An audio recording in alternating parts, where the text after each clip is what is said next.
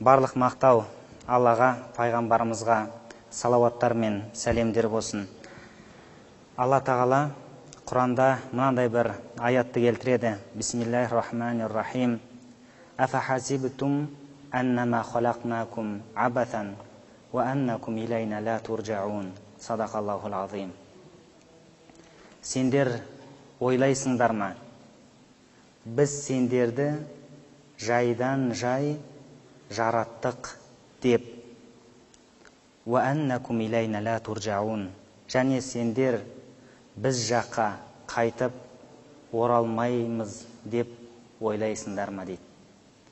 Ендеше бірінші Алла тағаланың сөзінде Алла тағала сіздер мен біздерді бұл дүниеге жайдан жай жаратпағандығы, белгілі бір мақсатпен жаратқандығын осы жерде баян етіп отыр. Және Алла тағала субхан пәк, және жайдан жай жаратудан да ол пәк екенін біз сенеміз, осыған иман келтіреміз. Әл-Мүлк сүресінің ішінде Алла тағала, ол сондай Алла тағала сендер үшін дүниені лиябулуакум айюкум ахсану амала, сендердің қайсыларың жақсы ізгі амал жасайсыңдар деп сынақ үшін жараттық деген Құрандағы мағынасын айтады. Ендеше бұл өмір, біз бұл өмірге келдік, бұл өмір сынақ екенін ұмытпауымыз керек. Сол сынақ өмірде бізге көмектесетін, біздің бойымызда болса, сол сынақтардан сүрінбей өтуге, Алланың ризалығын алуға, қандай да бір қиындық келетін болса, соған төзіп беруге септігін тигізетін бір үлкен мінез бар, үлкен сифат бар. Ол сифат сабыр сифаты болып есептелінеді. Яғни сабыр. Сабыр деген сөз түбірі сабара үш harfтен тұрса да, бірақ бұның мағынасы өмірде өте үлкен, өте маңызды, және сабыр етудің оңай еместігін бізге дейінгі Құранда баян еткен тарихтан, одан кейінгі қала берді айналамыздан да байқап көру жатырмыз. Алла тағала осы сабырлықтың үлкен жетістігі, сабырлық арқылы адам Алламен бірге болу бақытына кенеледі екен. Өйткені Алла тағала Құранда Бақара сүресінің ішінде инналлаха ма'ас-сабирин, шындығында Алла сабыр еткен құлдарымен бірге деген сөзін айтады. Кім сабыр ете алған болса, сынаққа, жоғарыда сабырлықтың түрлері туралы айтамыз, Алла жазса, Алла тағала сол адаммен бірге екендігін баян етіп жатыр. Ендеше оламалардың мынандай бір сөзі бар. Идаллаху маака фаман тахаф. Алла сенімен бірге болса, кімнен қорқасың дейді. Ва ида алейка фаман тарджу. Ал егер Алла саған қарсы болса, кімнен барып Аллаға қарсы көмек сұрайсың дейді. Қараңыздаршы, жоғарыда сабыр арқылы Алла тағала ондай сабыр еткен құлдарымен бірге болатындығын айтты. Ендеше Алла сенімен бірге болса дейді ғұламалар, кімнен қорқасың дейді. Қандай қиындық болуы мүмкін? Алла сіз Алламен болсаңыз, Алланың жанында болсаңыз, мағына жағынан. Ва ида алейка фаман таржу. Алла егерде саған қарсы болатын болса, кімнен барып көмек, кімнен барып жәрдем, кімнен пана, кімнен қамқор тілейсің? Ендеше ең басты өмірде Алланың қарсы болмауы саған, Алланың ашуы түспеуі, Алла тағаланың қаһары келмеуі, ең басты өмірде сол. Адам бірде өзгеріп, бірде бұлай, бірде әртүрлі болуы мүмкін. Біреуді ренжітсеңіз, кейін кешірім сұрап, дастархан жайып, алдынан өтетін болсаңыз, оны кешіру, оны қайырып алу оңай. Бірақ Алла тағала ол адам несі сияқты емес, Алла тағаланы біле тұра, оның ашуына кенеліп қалудан мұсылман сақтану керек екен. Енді сол сабырлықтың құнының үлкен екендігін Алла тағала мынандай бір аятпен баяндайды. Иннамас сабируна юаффа. Алла тағала айтады, иннама юаффа сабируна ажрахум биғойри хисаб дейді. Шындығында сабыр еткендердің әжірі сауабы есепсіз дейді. Әжіреткен, жаңағы сабыр еткен құлдың сауабы есепсіз дейді. Белгілі бір жаңағы мөлшер деген жоқ. Сабырлықты мұсылман адам ұстанған болса өмірде, оның сауабы есепсіз дейді. Сабырлық біз қазір міне осыдан шықтық, үйге бардың, үйден шықтың, жолда, барлық жерде бізге сабырлық керек. Жұмыста да, қарым-қатынас, балаларыңызбен қарым-қатынас, өмірде де. Егерде сабырлық болмаса, адам көптеген нәрседе қолын тістеп, санын соғып қалады екен. Сондықтан да Алла Тағала егер сабыр еткен құл болатын болса, оның жаңағы сауабы есепсіз деп баяндайды. Енді Алла Тағала мынандай бір сабыр етудің артынан келетін сауап туралы мынандай бір хадисті келтіреді. Яқулуллаху Тағала, Алла Тағала хадисул қудусиде былай деп айтады: «Идабтулиту абди би хабибатайхи». Егер мен құлымның бірін екі жанары мен екі жақсы көрген нәрсесімен сынаған болсам дейді. Ол хабибатайхи деген екі көзді айтады. Егер де бір құлымды екі көзін мен сынаған болсам дейді, яғни екі көзі көрмейтіндей дәрежеде сынаған болсам, фасобара, және сол құл сабыр еткен болса, ауаттуху минхума әл-жәнната, мен ол екі көздің орнын жәннатпен оны сүйіншілеймін дейді. Яғни екі көзіне сабыр еткен үшін мен оған жәннатты берем деп Алла Тағала хадисул қудусиде айтты дейді. Ендеше сабырдың артында, егерде адамның басына сондай бір сынақ келген болса, дене мүшесі, тағза, сол құл сабыр еткен болса, оның жазасы, оның есебі, оның сыйы жәннат екендігін пайғамбар саллаллаху алейхи уассалам осы хадисте баяндайды. Тағы бір хадисте пайғамбарымыз айтады: «Ма юсибу әл-муслиму мин насабин уәлә уасабин» дейді. Қандай да бір мұсылманның басына дейді шаршау келген болса, уәлә уасабин, немесе ауру келген болса, уәлә хаммин уәлә хазан, қайғы қасірет келген болса, уәлә әза, зиян тиген болса, уәлә ғаммин, және мұң келген болса дейді, қайғы мұң, хатта шауката, тіпті шөгірдің өзі юшакуха илля каффараллаху биха мин хатаяху дейді.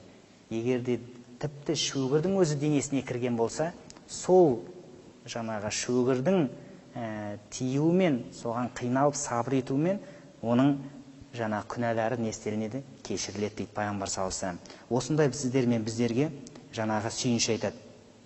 Пайғамбар саллаллаху алейхи вассаламда өзіне қатты қиындық бойына түскен, сол қиындыққа шыдай білген. Бірде Ибн Масуд радиаллаху анху пайғамбарымыздың қатты қиналып жатқанын көреді. Сосын айтады: «Я Расулалла» дейді, «сізді қатты қиналып тұрғаныңызды көрдім» дейді. Бірақ пайғамбарымыз сол ауруына шыдап тұр. Сонда пайғамбарымыз айтады: «Әжәл» дейді. Сонда: «Я, мен қатты қиналып тұрмын» дейді. «Инни уаку кама юаку ражулани минкум» дейді.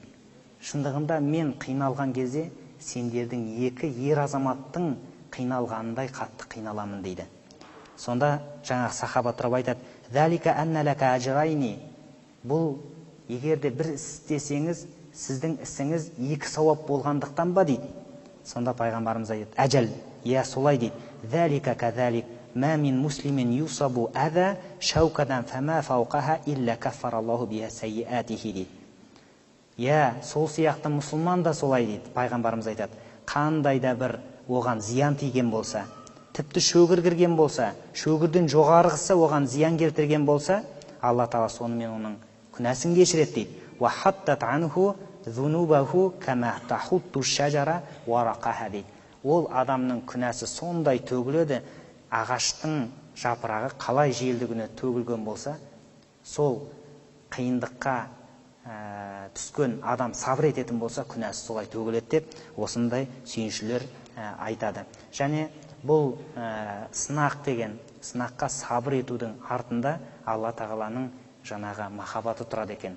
Өйткені пайғамбар саллаллаху алейхи уассаламның хадисі бар: «Инна айдамал жаза ма айдамил бәла» дейді. Шындығында сыйдың үлкен болуы сынақтың үлкен болуынан кейін келеді дейді. Кімде-кімді Алла Тағала үлкен сынақпен сынаса, оның артында үлкен сый бар екен. «Ва инна Аллаха та'ала иза хабба қауман». Шындығында Алла Тағала бір қауымды сынаған болса, ипталахум, ол оларды сынайды дейді. Фәмән радия фәләху рида, кім сынаққа риза болған болса, оған ризалық болады дейді. Уәмән сахита фәләху сахт, ал егер кім ашуланған болса, яғни тағдырына түскен сол сынаққа, оған ашу болады дейді пайғамбарымыз. Сондықтан да мұсылман кез келген басына түскен қиындыққа сабырмен қарсы алу керектігін айтады. Тағы бір хадисте пайғамбарымыз айтады: ажабан ли әмрил муъмин дейді. Мүмин адамның ісі сондай ғажап дейді. Шындығында оның ісінің барлығы арты оған қайырлы болып келеді дейді. Ида асабатху сарра шакара факана хайран лаху. Егер оның басына бір қуаныш келетін болса, ол оған шүкір етеді, арты оған қайырлы болады дейді. Ва ида асабатху дарра, ал егер оның басына қиындық келетін болса, сабара, ол мұсылман сабыр етеді, арты оған қайырлы болады дейді. Қараңыздар. Сондықтан да осы хадистердің барлығы, аяттардың барлығы сіздер мен біздерге пайғамбарымыздың үмметі болғаннан кейін, Алланың құлы болғаннан кейін сабырлық әр мұсылманның бойында табылу керек сифат екендігін көреміз. Сабырлық арқылы біз үлкен биіктерге жетеміз. Сабырлық арқылы біз қоғамда орнымыз үлкен болады. Сабырлық арқылы біз мұсылманның көрінісін көрсетеміз. Пайғамбар саллаллаху алейхи вассаламның мынандай бір хадисі бар. Пайғамбарымыздың мынандай бір хадисі. Ана ауалу ман яфтаху бабал жанна деген басталады хадисінде. Шындығында жәннаттың есігін ең бірінші болып мен ашам дейді. Пайғамбарымыз айтады. Содан кейін менімен бірге сол жәннаттың есігінен бірінші кіруге бір әйел адам таласады дейді. Пайғамбарымыз айтады. Сонда пайғамбар саллаллаху алейхи вассалам сол әйелден сұрайтын болам дейді. Сен кімсің деп. Сонда жаңағы әйел айтады дейді. Мен сондай бір әйел адаммын дейді. Күйеуім қайтыс болғаннан кейін жетім балаларды тәрбиелеп, одан кейін тұрмысқа шықпай, соларды тәрбиелеп, сол жетімдердің жанында болған әйелімін дейді. Сондай әйел адам, пайғамбар саллаллаху алейхи вассалам айтады, жәннаттың есігінен менімен бірінші кіруге таласады дейді. Қараңыздаршы, яғни жетім бізде шариғат бойынша жалпы жетім деп, нағыз жетім деген, ятим деген сөз адамдардың ішінде әкесі өлгенді жетім дейді. Малдардың ішінде анасы өлгенді жетім дейді. Құстардың ішінде әкесі мен шешесі өлгенді жетім дейді, ятим деп айтады. Сонда әкесі өлу деген бұл нағыз жетімдік болып шариғатта есептелінеді. Сонда жаңағы әйел күйеуі қайтыс болғаннан кейін балалардың тәрбиесінде болып, кейін басқаларға шықпай, соған сабыр етіп, солардың иманды болуына, олардың тәрбиелі болуына шыдаған әйел адам жәннатта пайғамбар саллаллаху алейхи вассалам мен жәннаттың есігінен бірінші кіруге таласады дейді. Көрдіңіздер ме? Сондықтан да сол сабырлықтың артында қандай үлкен сыйлар барын пайғамбар саллаллаху алейхи вассалам көрсетіп отыр. Енді сабырлықтың уақыты қашан? Бірде пайғамбар саллаллаху алейхи вассалам бір қабірдің жанында бір әйел адамның жылап жатқанын көреді. Бұл мәшһүр хадис. Сонда пайғамбар саллаллаху алейхи вассалам баласынан айырылған ана екендігін байқайды. Исбири уахтасиби, сабыр етіп, Алладан үміт күт деп айтқан екен. Сонда жаңағы әйел тұрады да, жаңағы сөзге көтере алмай қалады да, сонда айтады: илайка анни, менен әрі жүр, шындығында менің көрген қайғымды сен көріп тұрған жоқсың деп пайғамбарымызға қатты сөз айтып қояды. Пайғамбарымыз болған жағдайды көреді, үндемей кетіп қалған екен. Сөйтіп жанындағы адамдар: ей фулана, ей пәленше, сен білмедің бе жаңа саған басу айтқан кім екен дейді. Жоқ, ол кім деген кезде, ол ардақты Алланың елшісі ғой дейді. Пайғамбар ғой дейді. Солай ма дейді. Ана ашумен айтып қалады ғой. Сосын пайғамбар саллаллаху алейхи вассаламның үйін іздеп барады. Сонда әйел адам айтады: мен ойладым дейді, пайғамбардың үйіне кіру қиын шығар дейді. Яғни ол жерде күзеттер, сарайлар бар шығар деп ойлаған ғой. Сонда пайғамбардың үйіне кіру өте жеңіл екен дейді. Сөйтіп пайғамбар саллаллаху алейхи вассаламның үйіне кіреді. Сонда айтады: ей Алланың елшісі, мен бағана сіздің пайғамбар екеніңізді білмей қалып, қатты айтып жердім, кешіріңізші дейді. Сонда пайғамбар саллаллаху алейхи вассалам мынау хадисті айтады: иннамас сабру инда садматил ас-сабру инда садматил ула дейді. Шындығында нағыз сабырлық қайғымен кездескен сәтте, сынақпен кездескен сәттегі алғашқы уақытындағы сабырлық сол сабырлық дейді. Ал уақыт өтіп кеткеннен кейін сабырлық, ол сабырлық болып есептелмейді екен. Ендеше біреу бірден сізді байқамай қатты сөз айтып қойса, соған қайтармай сіз сабыр етсеңіз, дәл сол жерде сабыр ететін болсаңыз, бұл сабырлық. Кейін барып анаған артық қайтарып қойдым, немесе үйттім бүйттім деп кешірім сұрау, ол дұрыс, әрине мұсылман сипаты. Бірақ нағыз сабырлық сол сынақпен кездескен сәттегі сәті еді. Сондықтан да мұсылман осы сәтті не істемеу керек, ұмытпау керек екен. Және сабырлықтың 3 түрі болады. Бірінші түрі ас-сабру аля таа дейді. Ғибадатқа, құлшылыққа бойсынудағы сабырлық дейді. Өйткені кез келген құлшылық ол оңай емес. Алла Тағаланың әмірінің астарында бір сынақтар жатады. Мен сендерді жайдан жай жаратқан жоқпын деді Алла Тағала. Тағы бір Анкабут сүресінің басында Алиф лам мим ахасибан насу ан яқулу аманна ва хум ла юфтанун дейді. Адамдар ойлай ма дейді. Біз иман келтірдік, болды, енді сыналмаймыз ба деп. Уалақад фатанна аллазина мин қаблихим. Шындығында сенде олардан бұрынғылардың барлығын сынаған болатынбыз дейді. Олардың арасындағы шыншылдар мен өтірікшілердің арасын айыру үшін дейді Алла Тағала. Ендеше сынақтар не істей береді? Келе береді. Сол сынақ ғибадат жағынан келуі мүмкін. Мысалы, мұсылман барлығы ұйықтап жатқан кезде, тәтті ұйқыда жатқан кезде ұйқысын бұзып, Алла Тағаланың фарыз қылған амалдарын орындау керек болады. Таң намазы мысалы. Пайғамбарымыз айтады: "Мән саллал бардайни дахалал жанна." Кімде-кім 2 суықты оққан болса, жәннатқа кіреді дейді. Бірінші суық ол таң намазы, екінші суық екінті намаз деген жаңағы риуаяттар бойынша. Сонда осы өйткені таң барлық ұйықтап жатқан кездегі мұсылман өзінің жылы көрпесін тастап, сөйтіп шығып, жаңағы мешітке қарай барады. Әрине ол нәрсені Алла Тағаладан әжір сауап күтіп, соған ұмтылады. Пайғамбар саллаллаху алейхи вассаламның мынандай бір хадисі бар: "Мән салла салатал субхи фил жамаатин кана фи зимматилла", ау кама қала Наби саллаллаху алейхи вассалам. Кімде-кім таң намазын жамағатпен оқыған болса, ол Алланың қорғауында болады дейді. Сонда бір осы хадисті естіген кішкентай бала әкесінен сұрайды дейді: "Әке, мынау зимматилла дейді, жаңа Алланың қорғауында болады деген, қорғанында болады дегенді қалай түсінеміз?" дейді әкесінен. Осы хадисті естіген. Сонда айтады: "Яғни Алла Тағала сені ешкімге тиіскізбейді, Алла Тағала аман қылып сені сақтайды. Ешкім тиісе алмай ма? Ешкім тиісе алмайды. Жарайды, ертең ендеше таң намазына жамағатпен оққа мені оятыңызшы" дейді. Сөйтіп таңертең тұрады, баласы кішкентай, аяп кетеді, ұйқысын бұзбайды, мектепке бару керек, тағысын тағы.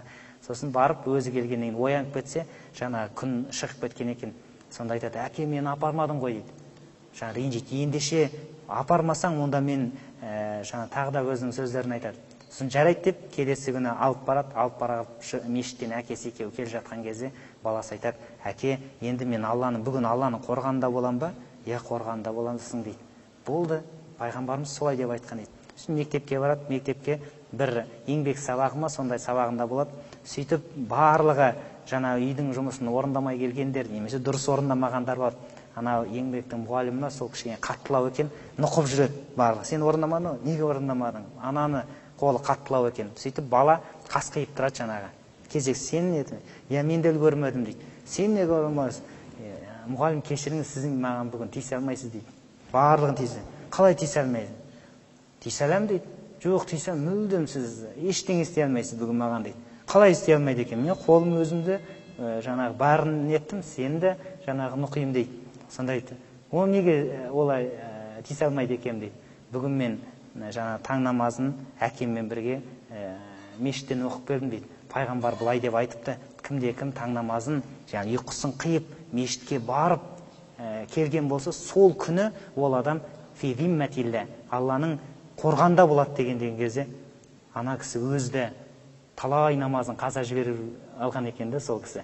Сосын: "Иә, балам, бүгін сен Алланың қорғанындасың" деп айтқан екен дейді. Қараңыздаршы, сондықтан да сондай рухпен жаңа тәрбиеленген, сондай ғибадатқа сабыр еткен адам артынан үлкен жақсылықтарға кенеледі екен. Солардың ең биігін көрсетіп қойған Алла Тағала. Ол қандай? Ибрахим пайғамбардың оқиғасы. Алла Тағала айтады: "Фаламма балага сая" дейді. Ол баласы мен, яғни Исмаилмен жетектеп жүруге жаңағы сағи деген жерге жеткен кезде, баласы үлкейген кезде, Қала, сол кезде Ибрахим пайғамбар айтты: Я бунайя, ей балапаным, инни раайту, шындығында мен сені түсімде көрдім, әнни азбахука, шындығында сені бауыздап жатқаныңды көрдім дейді. Фанзур мәда тара, бұған сен қалай қарайсың дейді. Қараңыздар, жалғыз ұлы сарқайып күткен, соны Алла Тағала пайғамбарлардың ол кездегі түсі уахи ретінде болған. Түсінде не көрді, соны орындау керек екен. Сол кезде Алла Тағала, қараңыздар, Ибрахимді осындай үлкен сынақпен сынап отыр. Сонда баласы Исмаил тұрып әкесіне айтады: Я абати, ей әкетайым. Ана балапаным деді, мына жерде ей әкетайым дейді. Ифаль ма туъмар. Алла саған нені әмір еткен болса, соны орында. Сатаджидуни иншалла минас сабирин. Шындығында сен мені сабыр еткендерден табасың дейді. Қараңыздар, мен сабыр етемін осыны дейді. Фәләммә әсләмә фәтуәтәлләху джабин дейді. Жаңағы ол екеуі бойсынып, баланың бетін, маңдайын, джабин деген маңдайды жерге қаратқан кезде дейді. Оқиғасын білесіздер ғой сіз барлығыңыз, иә? Сөйтіп енді ол қазір өтпей қалады деп ойлаған жоқ қой. Алла Тағала әмір етті, соны орындау деген. Яғни құлшылыққа, ғибадатқа сабырлық жасап тұр. Өйткені Алла әмірді орында деп тұр. Сол кезде пышақ тартқан кезде пышақ несіне етмеді, қанжар өтпеді. Сөйтіп Алла Тағала оның жаңа қад саддақты руя, сен түсіңді ақиқатқа шығардың, ей Ибрахим деп айтып, Алла Тағала оның қошқармен ауыстырды. Сол сияқты бұл үлкен көрінісі. Бұған біреудің емес, екінің бірінің шамасы келмейді бұған. Бірақ Алла Тағала осылай істеген, Алла үшін осылай құрбандық қылған адам болғандығын, пайғамбар болғандығын көрсетеді. Ендеше мұсылманда ғибадатта жаңа шамасы келгенше сабыр ету керек. Қалай? Яғни ғибадатта сабыр деген сөз, сіздің дүние мүлкіңіз бар, соны Алланың жолында жұмсау керек. Яғни сен әрине қаншама еңбектендің, соны бөлу керек. Оның артында да егерде сабырлық болмаса, адам ол ғибадатты зекетті де шығара алмайды. Сабырлық болмаса, оразаны да ұста алмайды. Кішкентай бір не болса, ауырып тұрым, оған себеп іздейді, ауырғандарға фидия төлеп, ұстамаса болады деген сияқты нәрселерді айтуы мүмкін. Жоқ, мұсылман адам құлшылыққа да, ғибадатқа да сабыр ету керек. Екінші сабырдың түрі ас-сабру фил маъани мағсия дейді. Күнәлі істен сабыр ету дейді. Қандай күнәлі істер? Харам, күмәнді нәрселерден. Кейбір кезде осы қоғамда болып жатады. Бір сауда жасай қойық, бірақ сауданың түрі күмәнді болады. Біреуді алдау керек. Немесе бір жер ала қою, үй қазір әртүрлі ғой мысалы. Біреудің айтпайды, бір машина сатқан кезде жаңағы ақауларын жауып, үндемей. Ол нағыз өмірде ол сынақ деген алыстан келмейді. Бүгінгі күннен, мысалы, біреу алып сіздің алдыңызды кесіп өтуі мүмкін, біреу қатты сөз байқамай айтып қалуы мүмкін. Немесе әрбір осындай күнәлі іске сабыр ету. Әрине сіз мынадан пайда көрейін деп тұрған сияқты болып көрінеді, шайтан сізге көрсетеді.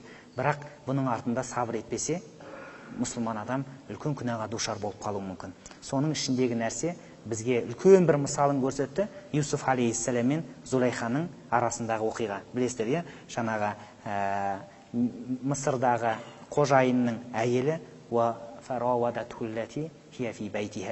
үйінде оны Юсуф алейхиссаламды зинаға шақырды. Сол кезде одан не істеді? Юсуф алейхиссалам қашты. Тіпті оны зинаға шақырған кезде Робби сичну ахаббу илайя мимма тадъунани илайя дейді. Ей Алла Тағала, олардың шақырған нәрселерінен маған түрме жақсы деп соны таңдаған Юсуф алейхиссалам. Жап-жас, сұлу, жаңағы Алланың елшісі осылай істеген. Яғни осы ендеше күнәлі істеде не істеу? Мұсылман адам сабыр ету керек екендігін көрсетеді.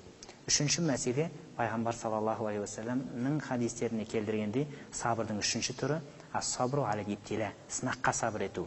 Сынаққа, тағдырдағы мәселелері, тіпті сондай бір үлкен сынақтар болуы мүмкін.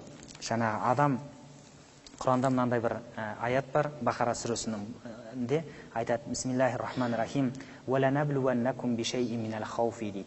Біз сендерді міндетті түрде сынаймыз дейді Алла Тағала. Минал хауфи, қорқынышпен,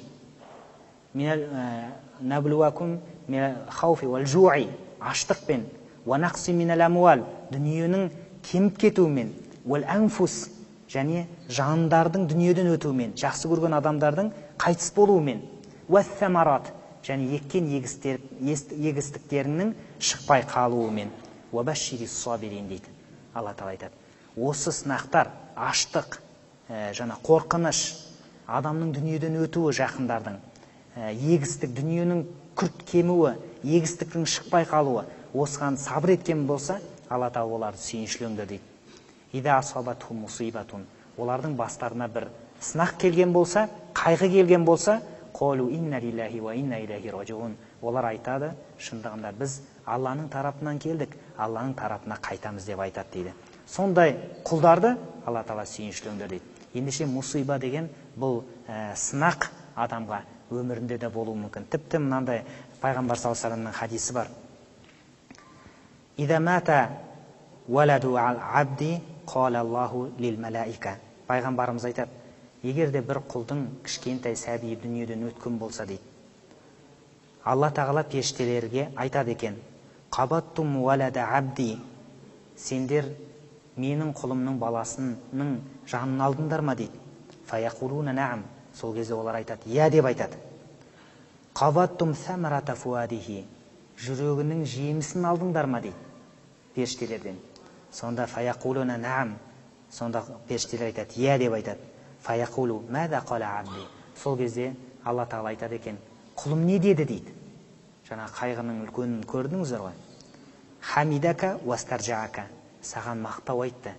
Уастаржаа, яғни Алланың тарапынан келдік, Алланың тарапына қайтамыз деп айтты дейді. Фаяқулуллаху та'ала, сонда Алла Тағала айтады екен, ибну ли абди байтан фил джаннати ва саммуху байтал хамд. Сендер құлыма жәннаттан үй салыңдар, және ол үйдің атын хамд деп, мақтаулы үй деп атаңдар дейді. Сондықтан да Алла Тағала пайғамбар саллаллаху алейхи ва саллям айтады, адам, мұсылман адам ол сынақты сұрамау керек. Құранда мысалы бізге үйретеді Алла Тағала қалай жаңағы дұға қылуды. Бақара сүресінің соңына қарасаңыздар, сонда айтады, Роббана ла туахидна ин насина ва ахтана. Роббана ва ла тахмил алайна исран кама хамалтаху аля лазина мин қаблина дейді. Сол дұғаны білеміз. Сонда айтады, ей Алла Тағала, бізден бұрынғыларды сынағандай бізді сынамашы дейді. Қарашы, қандай әдемі дұға. Жаңағындай үлкен адамдарды сынағандай бізді сынамашы деген Алла Тағала солай тілеңдер деп тұр да. Уафанна уафирлана вархамна дейді, мысалы, бізді кешір, бізге мейірімді бол деген жаңағы дұға. Сонда пайғамбарымыз айтады, мұсылман адам ол қиындықты сұрамау керек. Егер оған басына сынақ келген болса, ол сабыр ету керек, соған төзу керек дейді. Ендеше құрметті жамағат, альхамдулилля, біздің ислам діні бұл ақиреттік, Алланың риза болған діні. Радиту лакумул ислама дина. Мен сендерге ислам дінімен ғана риза болдым дейді. Сондықтан да осы діннің қандай да бір бұйрықтары болатын болса, пайғамбарымыздың үйреткен тәрбиелері болатын болса, ол бізді бұл дүниеде де бақытты, ақиретте де бақытты қылатын істер екен. Сондықтан да иншалла Алла Тағала баршамызға сабырлық деген көркем мінезді бойымызға берсін. Мынау мұсылманның, мынау пайғамбарымыздың тағы бір хадисі бар, мән ястасаббар юсаббирухулла дейді. Кім сабырлықты сұраса, оған Алла Тағала сабырлықты береді дейді. Мысалы, мұсылман адам айнаға қараған кезде мынандай дұға бар. Аллахумма кама хассанта халқи фа хассин хулуқи дейді. Ей Алла Тағала, менің жүзімді қандай әдемі қылып жаратқан болсаң, фа хассин хулуқи, менің мінез құлқымды да сондай әдемі қылшы дейді. Ва харрим уажхи анин нар, және жүзімді тозақтың отына харам етші дейді. Ендеше менің жүзімді қандай әдемі қылған болсаң, мінезімді де сондай әдемі қылшы дейді. Мысалы, бір адам өзі туғаннан сабырлы адам болуы мүмкін да, бір адам өзі сабырсыз болуы мүмкін. Бірақ Алла Тағаланың аяттарын, пайғамбар саллаллаху алейхи ва салламның сүйіншілерін естігеннен кейін сабыр ету керек екен ғой деп, сол сабырды үйренеді, мүктәсәп дейді. Ендеше кім сабыр етуді тырысып, соған әрекет еткен болса, Алла Тағала оған дейді. Сондықтан да иншалла мен сабырсызбын, осымен кеттім деген нәрсе емес. Сабырлықты ол үйрену керек екен. Ол әрине құлшылықпен, ізгі амалдармен бекіп отыратын болады. Алла Тағала иншалла қандай да бір іс болатын болса, соған сабыр етіп, өзінің ризалығын алуды нәсіп етсін. Және Алла Тағала ең соңында мен тағы да естеріңізге салайын, инналлаха мағас сабирин деді. Шындығында Алла Тағала сабыр еткен құлдарымен бірге болады дейді. Сондықтан да Алла бірге болған адам, ол бақытты болатын адам болып есептеледі. Алла Тағала баршамызға әрбір істе сабырлық беріп, исламның қандай көркем мінездері болса, сол біздің бойымызда қазір табылды нәсіп етсін. Өйткені бүгіннен бастап осы сөздерді, Алла Тағаланың аяттарын, пайғамбар саллаллаху алейхи вассаламның хадистерін естігеннен кейін бүгіннен бастап мен міндетті түрде сабырлы болам деп өз-өзіне уәде беру керек, өз-өзіне сондай шарт қою керек мұсылман. Өйткені бізге бұл нәрсені өзіміз үйренбесек, бізге біреу келіп бұны үйретіп кетпейді. Сондықтан Алла Тағала баршамызға ізгі амалдарды нәсіп етіп, сабырлы ғұмыр кешуді Алла Тағала нәсіп етсін. Алла разы болсын. Субханакаллахумма ва бихамдик, ашхаду ан ла илаха илля анта, астағфирука ва атубу илейк, бирахматика. Аллах.